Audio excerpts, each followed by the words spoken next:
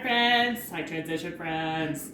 Hey, I'm gonna teach you guys how to make salsa today. Very, very easy. And one of the reasons we're doing it is because these tomatoes are starting to go bad, but there are still pieces and parts that are okay. Like this whole part of it is all right, but see how this is all gross?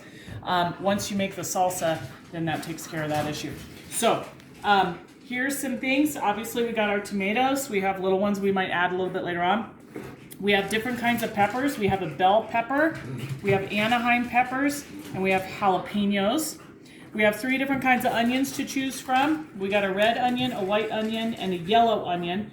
Normally, I prefer the white onion for this, but today we had some leftover yellow onion, so we're going to use this up instead. And you don't need a lot of onion.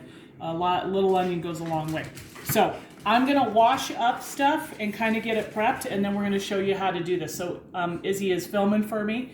We're going to put this on hold, and I'll be right back. All right, friends. Hi, we're back. Okay, we're going to kind of show you how to assemble everything. This is like a super easy recipe. And I just personally think fresh salsa is so much better than your store-bought stuff, and your ingredients are so much fresher. So I went through, don't forget, always wash your hands. I washed them already a bunch of times because I was touching different peppers and things. But going through and adding stuff. And this is a food processor. I've had this thing longer than I've known most of you guys. Actually, I've had this thing longer than most of you have been alive. Let's call it that round. Probably over 20 years I've had that thing. So you're not having to chop things, but you want to get it obviously, in sizes that'll fit in here in the food processor, but the food processor is going to take care of the rest of it. We're going to put in 1 bell pepper and a jalapeno, but if you take the seeds out, it doesn't make it as spicy, and so Izzy said we could do that as long as I took the seeds out. Big chunks of tomato is fine. This tomato was one of the ones that was going bad, and I cut off all the gross stuff, but the rest of the... Ooh! That jalapeno got stuck in my throat. Sometimes those, the aromas and stuff, make me cough a little bit. All right, so yeah, took care of that. And like I said, a little onion goes a long way, so we're not going to add a ton, and we're not even going to add that part. We're just going to throw that over here. Okay? I always tell my Izzy, you can't take things out.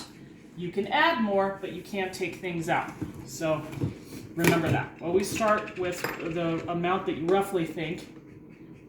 We like garlic, and we do this garlic where you don't have to, not fresh garlic, but the Costco store garlic.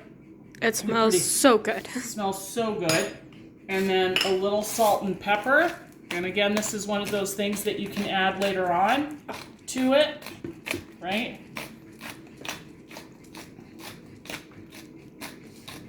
Okay, a little salt. Salt is one of those things too, and Himalayan salt, like we like to use, really goes a long way.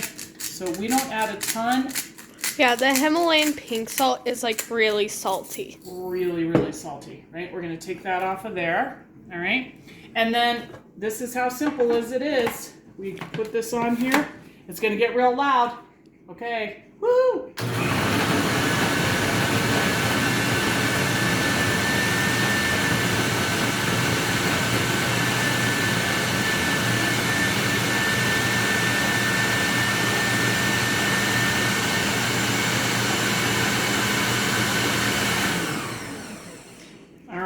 So Izzy's going to get a look in that, okay? And chefs, because I am one. No, I'm not. But I do okay in the cooking. Well, when you taste something, you're going to put a clean spoon in, and then that's it. Can't go back in until it gets cleaned, right? So we always taste it, and I try and get a little bit of everything. And I like the color right now because it's red. It's more red than it is anything. That's how I kind of tell my salsa, gauging it. I've made a lot of salsas. When it's more red than green or white, I feel like we're doing okay. But I'm going to give it a shot right now.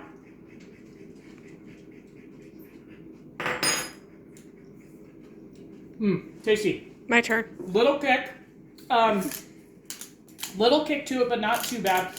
This needs a little bit more salt. Can I try? Little salt. Izzy'll try here in a minute. She's Yes. not going to try it yet. I'll try it after we have added in the salt and pepper. And a little pepper. And we're just going to make sure that that gets mixed up really well.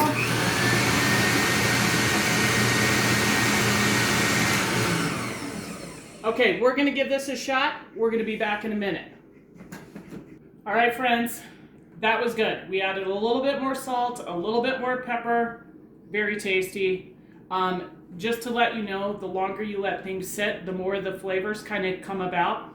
And so we're going to transfer it from here to something that we're going to store it in and then put it in the fridge.